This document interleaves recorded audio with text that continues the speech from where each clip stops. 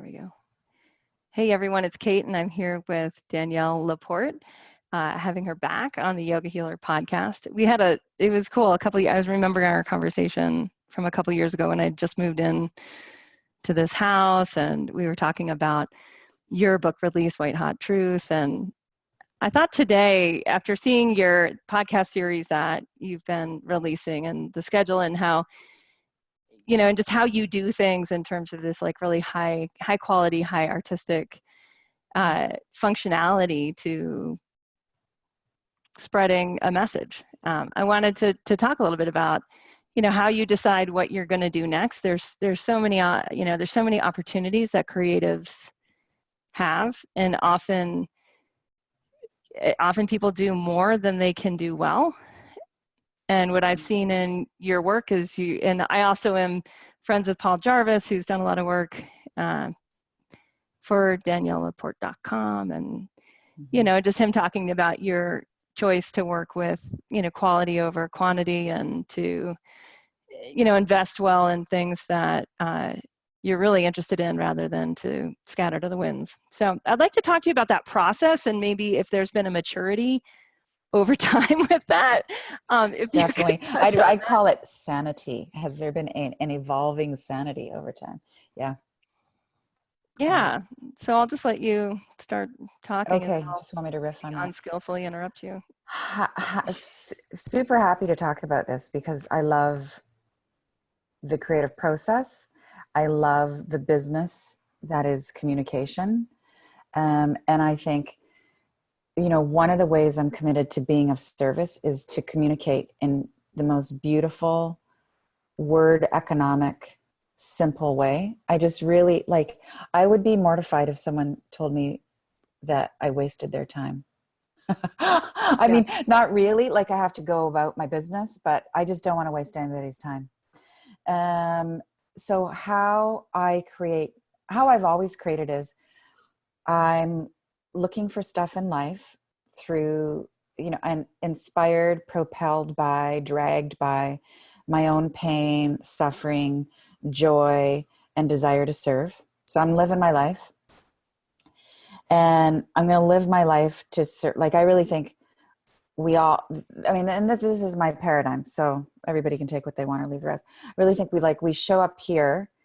I am a spark of God, and I'm here to help move things forward. So me just being happy and well and sane and healthy, that's of service. Yeah. And then I'm going to take it the next level, and I'm going to do what I can to tell people hey, this is how I got healthy and well and sane. And maybe you could do the same. Okay. And then I'm going to take it to the next level, and I'm going to make it as beautiful and simple as possible so it's accessible. So I know it's taken a while to get clear on this, to get it really succinct, but finally we're at a point where I can just say the company exists to alleviate suffering and to amplify joy. And those words, of course, are chosen very carefully. The joy is already there. Again, this is a paradigm. This is how I see life. The joy is the true reality, capital true, capital reality. It's already existing. So if I just help you let go of some of the obstacles in the way to that, alleviate that suffering, then we're just gonna blow up, volumize, put a light on what's already there. And guess what? It's really joyful. In terms of what to actually focus on. So I've just been making stuff that I've needed. Wait, I want to comment on that first. Okay. If that's okay. So before we go on, that's core, just for the yogis listening, that's just core yoga philosophy of the 5 layers of self. So as spirit comes into matter, the first thing is joy. The first thing is ananda. It's this undulating bliss. And it's cool because it happens with embodiment. It doesn't happen as part of, it's part of the quality of universal consciousness in yoga philosophy, but when it comes into the individual, so when the individual first becomes a unique expression, that's the vibration. Yes. Bliss. Yes. And so what Danielle's saying here is that's just, to me, or what I'm hearing in it is that's just when you get awake to that part of the self, which is just on the inside of universal consciousness. Like it's right. It's just that next expression outward, that's the feeling vibration. Yes. And you can't help but, for myself, you can't help but want to share it. I mean, again, like another universal principle is you're teaching, everybody's teaching. You teach by how you show up, by how you speak, by how you vibrate. So then take it to the next level, ask what you're teaching, and then take it to the next level and refine how you want to get your teaching out. So, I don't know where I was going. I just got lost in your comment on undulating bliss when we incarnate. Undulating bliss. But you're right. And sharing, because I think it's a really important part, is that connectivity is part of it. Like if we get that, right? If we get that component of it, it helps so much, especially for the people that are afraid of their own expression. Well, and anybody who's seen the light, use that metaphor however you want, you're going to want to share it. It's like, this eased my pain. This felt like an answer. I want to help you. And when you get to that aware, awakened place in yourself, my experience is you actually are in this realm of gentleness. The experience for me of maturing over time has been, I've become more gentle. And the Course in Miracles speaks of this, that, I'll put it in my own language, that like gentleness has been the fruit of my spiritual seeking, of my spiritual discovery. And when you're more gentle, obviously compassion is, the flavor of that. Everybody's in. It's not even a question about inclusivity. You are feeling everybody's pain. You are looking for everybody's pain. You are looking for everybody's joy. You're looking for everybody's wounds. You're looking for how you can help with the wounds and the joy. And if you're operating in this world, just to go back to the top of your question, then you're going to bring in discernment and intellect and figure out how you put that shit on some rails. And deliver. People. Yeah. Yeah. Yeah. So that's the hard part then too, right? Is how do you take the impulse, the creative impulse, and make it into something that someone else can receive. Because there's a lot of issue with that. A lot of people out there where they're putting stuff out that it's not receivable. And that's where I see like so much of your, like how you package your creative impulse is receivable. So someone can receive it. And a big word in Ayurveda is digestible. So they can receive it, but then they can actually digest it, which means with digestion in Ayurveda, it actually changes the person vibrationally. Right? Like good food, bad food. Like eat good food and you're like, everything's good, pooping good, have good energy, feeling good. And like bad food is like the opposite. We're like, I feel like crap. I'm having crappy thoughts. I don't like this person anymore. And it just kind of, so in the digestion process, what we receive is good. Now can we digest it and let it change us for the better?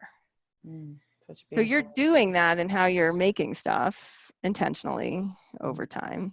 Mm-hmm. Well, one thing about digestibility, which a word term I use for that is accessibility, is I speak to everybody like I speak to my girlfriends. I'm the same person.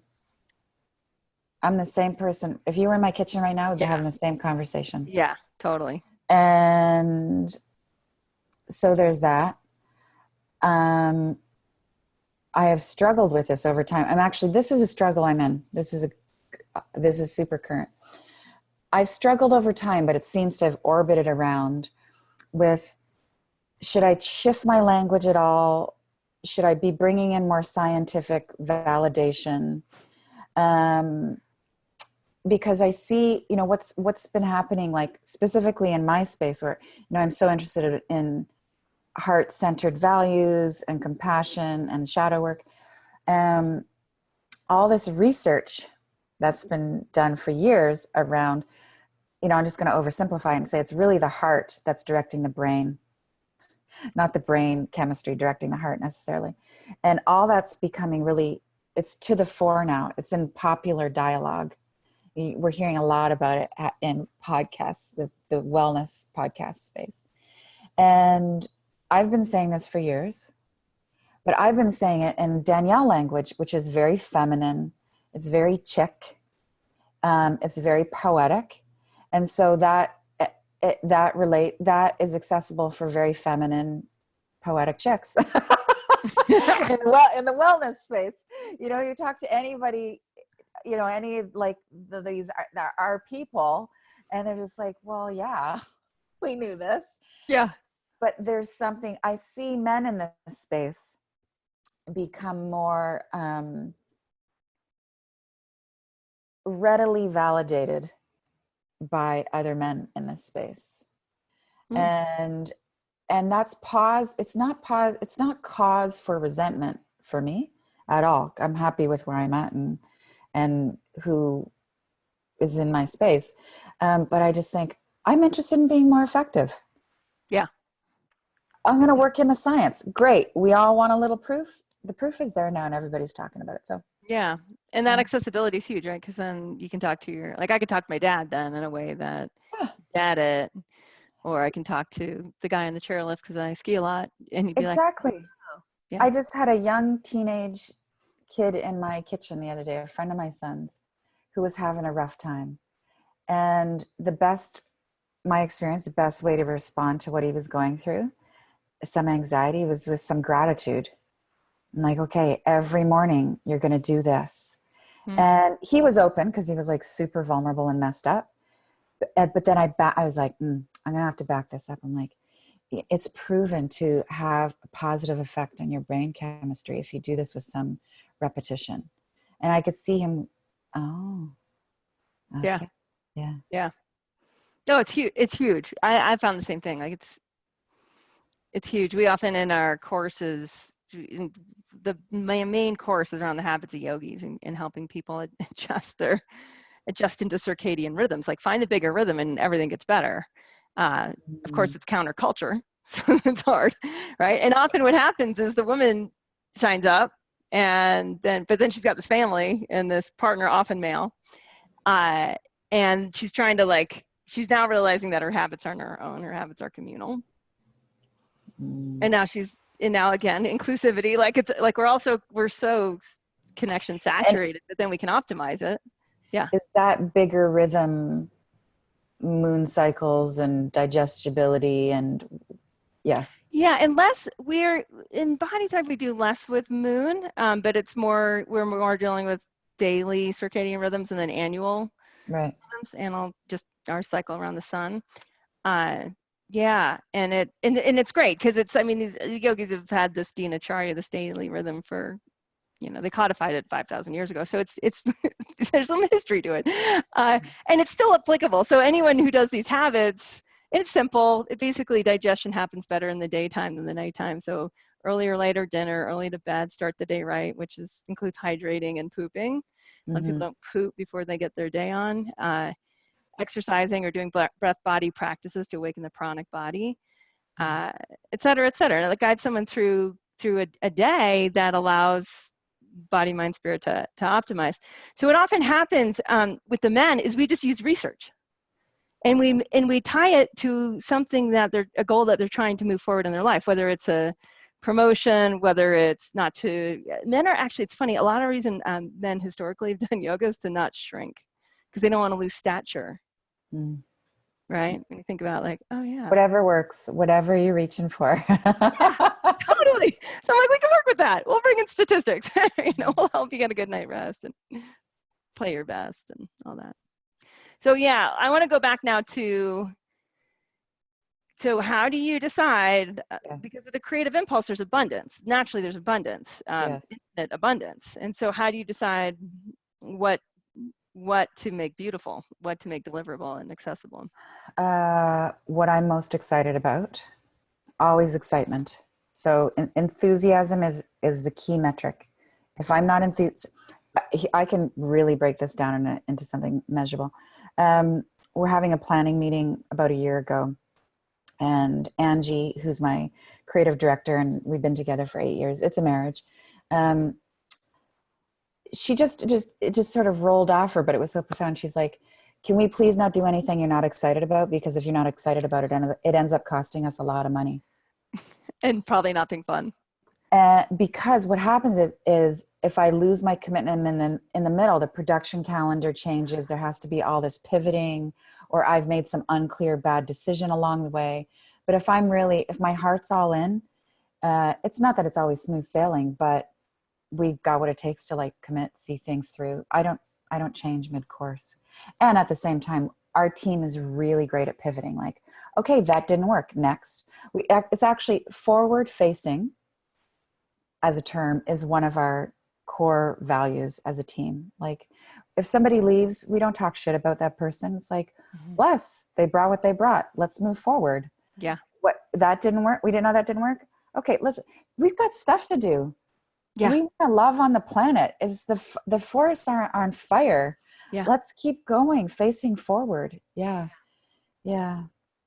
I love that. And I love that, that recognition that Angie had of that, and how, because there's a humility in that, right? That we don't always know. And I'm really, and I think with, I teach a lot on shadow work as well. And the whole idea of like, there's deep, to me, if we want to grow, we have to deepen depth. We have to deepen integrity. Like that's the name of the game. And that becomes increasingly subtle. So how we're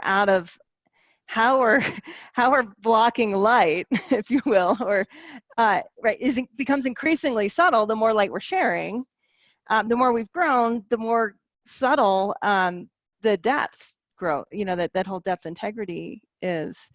And so if we're totally open to feedback, because it always is going to take feedback for me with shadow work. Like we need someone else's perspective of what is going on in order to see it, because that's the whole nature of shadow. Is it's really hard to see your own shadow.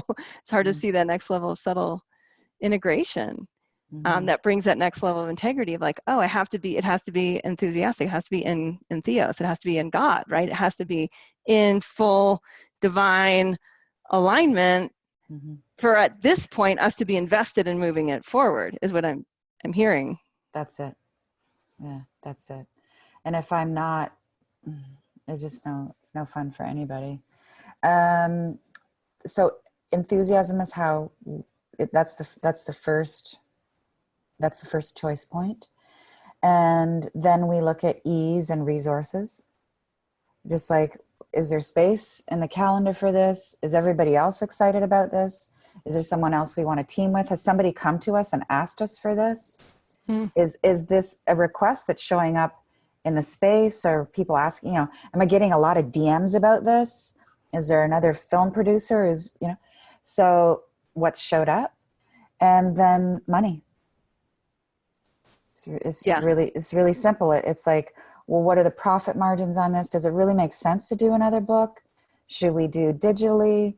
And then, and really I should draw this out. Really, it's a circle, because then the money is somehow I've got to have an enthusiastic feeling about the financials of this. Like, I'm going to launch a membership program in October. God, the weaving we've done around the pricing of this is crazy. Not crazy. It's totally sane, but it's like, it's actually going to be quite complex, because I know that a simple pricing model, if I just said it's $100 a month for everybody, I know I would probably sell more, but I would sell more just to a specific group. I actually want to sell a lot to more people, different groups.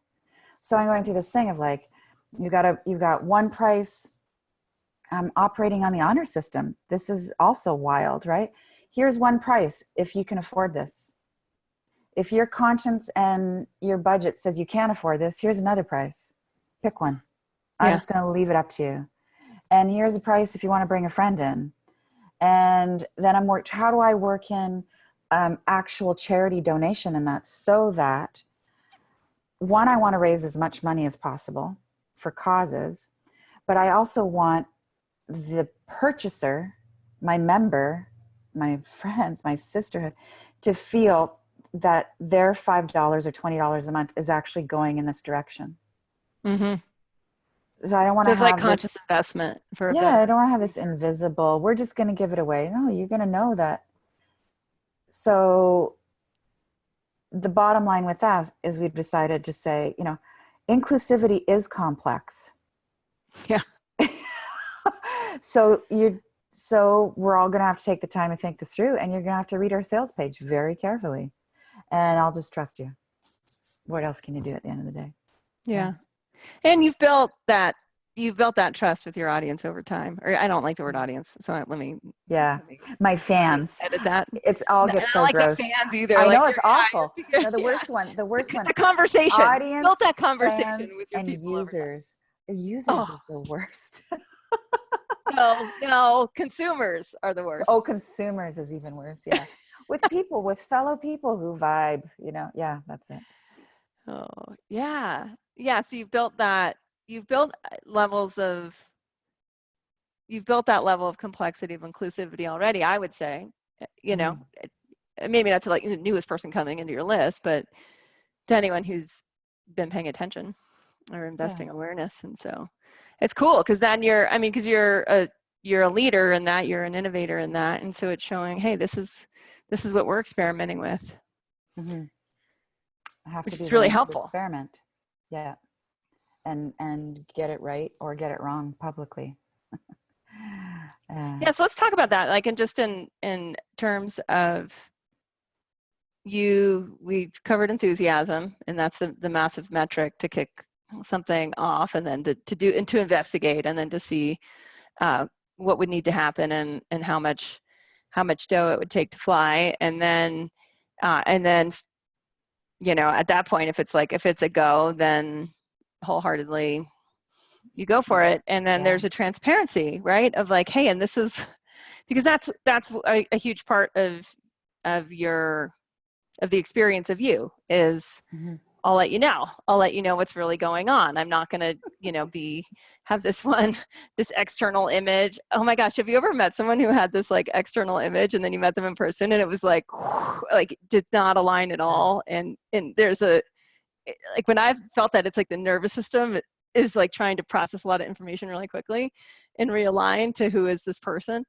And that my experience of that is I just have this feeling like, oh, I really wanted to be your friend.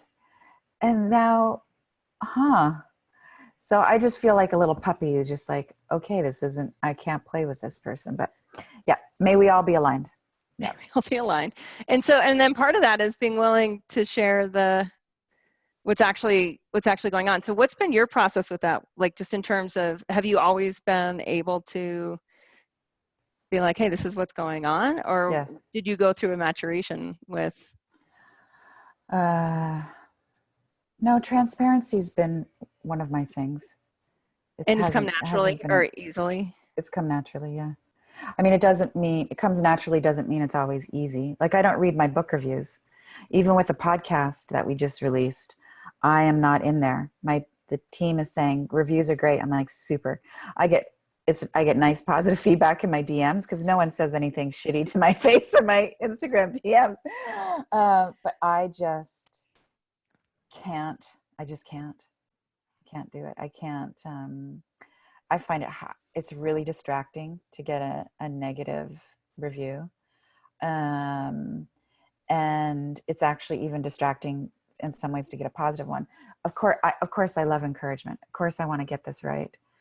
You know, I heard Eckhart Tolle speaking once, like live, and he was saying, I forget what the question was, but he said he didn't go on Amazon and read his book reviews anymore because he found the negative ones created this stickiness in his consciousness.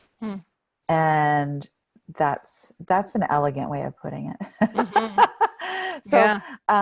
But because I don't go there, it allows me to just like stay in myself and just tell everybody like, hey, this is what's been going on for me. And this is how this launch went. And this is what we're doing now. And this is our pivot. And this is why I didn't launch. And, you know, I was going to launch a magazine once upon a time and told the world. So like, this is another way I operate is I don't do it quite so much now because we've got so many moving parts, but when I decide I'm going to launch something or make something, I say, hey, everybody, I decided to write a new book and watch this space because it's true. That's what I'm up to as a creative. That's what's happening.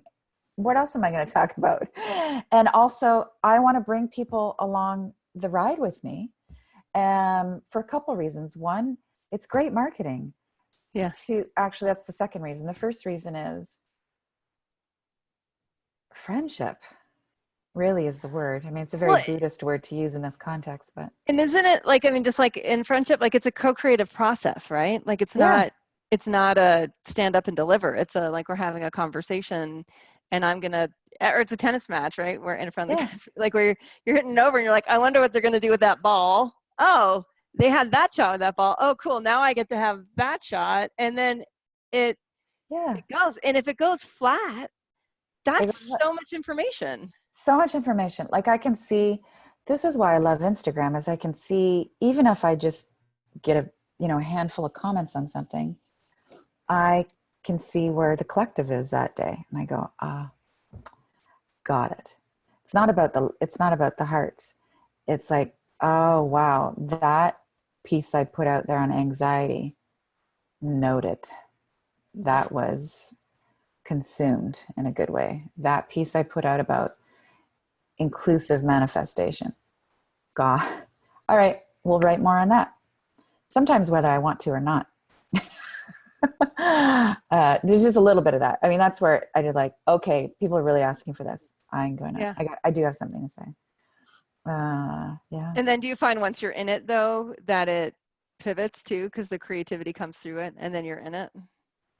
Yeah. Yeah. And we just did a team retreat recently, and really got clear on who we're serving. And there's two types of people we serve. And it was really good. We don't have just one quote customer avatar. So the one type of avatar of customer avatar is she's done all the workshops. There's a level of sophistication to her. She's gone through a few rounds of suffering. And you can look at all these other characteristics, like does she do yoga? Does she do this? Is she married? It really doesn't matter to me. It's about worldview. And when I'm engaged with her, like at a speaking gig, I get ideas in that interaction. Mm-hmm. And then I go home that night and I've got 5 new ideas for a chapter or whatever. Because she's at that level where she's already language, she's already done this and that, and she's done things that you haven't done. So then she's going to bring in that piece, and then that'll get your mind moving. Different. Yeah. Okay. But I don't want to make a choice to like just serve her. Right. There's this other kind of woman who's firmly on the path, but she just got on the path. She just started reading Eckhart Tolle, or she just heard about women who run there with her. She just go on her first yoga class. And it's a joy to be of assistance to her. So it's both. And that's my definition of community. One of them. Yeah. Yeah. We're super similar at Yogahealer in that, where we have our pro group and we have our personal, we call them our pro healers and our personal thrivers. And I mean, some of the people coming in on the personal path might be 100 pounds overweight and overscheduled, no time for themselves, not realizing how much they're controlled by their iPhone, just like the whole thing. And it's so fun I'm like, how quickly do we, like 0 to 60, let's go, and it's like this thing of like, how quickly, because the tribe's really strong. So how quickly can someone, I always draw the parallel to acculturation, which is like, how do you make a food culture? So if you have a really well-developed pot of sauerkraut, you can actually put in rotten vegetables, like vegetables that have rot or disease, right, who are on the decay process. And if the culture is strong enough, it absorbs it, it digests it. It turns it into nutrients. That is such a brilliant metaphor. Yeah. Well, it's in the yogic stuff. Like I found it when I was researching for my book Body Thrive, and it's the terms Vinayam, and I was like, oh, it makes acculturation. It makes perfect sense. Which is why, if parents have very, very strong aligned daily habits, their child will for life. Like there's not much variance. They'll choose better friends. They won't turn towards, drugs and alcohol to feel good because they're feeling good. And that'll just feel like toxins. I mean, it's quite, and not that they won't experiment, but they won't get into pathological cycle. It's so fascinating to me. And it's just a question of that alignment. Brilliant. I got to interview you. I mean, right now my podcast is a one-woman show, but we can talk whenever. We can publish it wherever. I mean, and you have a book coming out with Sounds True. Yes, Master of You, which was tough. It was a tough, I love that conversation. I think that's part of why I wanted to be like, at what point do you decide that you want to have another baby? I developed a course with a evolved part of my community on taking the 5 elements of Ayurveda, which to me are just the 5. It's just how humans used to relate to earth and sky and wind and fire and ether. And I looked at how it's called Master of You, and it's really a walk through empowerment with the elements in terms of we take just your space, which is every space that you create for yourself, including like when you open the door to the refrigerator. So kind of like Marie Kondo-ish meets Yoga Sutras. That is a good one. And it's all based on some of the methodology of design thinking, of just that playbook of like, hey, there's certain mindsets and there's certain mental skills that will get you to where you want to go faster. So that's a little bit in this ethos chapter, and then we go into space element. And so the whole idea with space is that if your space is operating at the level of your potentiality or your future self, your next future self, if you can get your space to vibrate at that level, it'll pull forward vision. Like you'll start to see much more clearly. And there just won't be crap in the way, like literally physically, like stuff that's just out of alignment in your space that creates a different vibration that repeats outdated habits instead of enabling to innovate better habits that your future self will rely on as daily automated habits. And so then that's fire. Vision is fire element, vision planning, a little bit of strategy, typical like good business strategy applied to just life design. And that's hard for most yogi types. They see the vision, but they don't want to do the strategy. And then we go into air element, which is time. How does this arise in the field of time? And then body. Then what are the basic body rhythms? Where I condense body thrive into like a chapter and three basic concepts of rhythm. And then water element, which is shadow. Like what shit is going to get stirred up by you trying to become bigger than you are? Like, what do you need to see? And how will this whole process just churn that up so that you can see it and digest it and absorb it and then grow from it. And then the whole thing begins again. Beautiful. But it was hard. It was hard because there was definitely I don't know. It was it's innovative in itself, application of Ayurveda into the future. I expect some, in terms of feedback, like I expect to be ignored by a certain percentage of the traditional Ayurvedic community, that it'll just seem woo-woo or out there. And then it just, in terms of like what I've heard back from endorsers and, the pre-readers, is like the ones that get it, like get where Ayurveda, how to make it quick and accessible, how to empower people really quickly.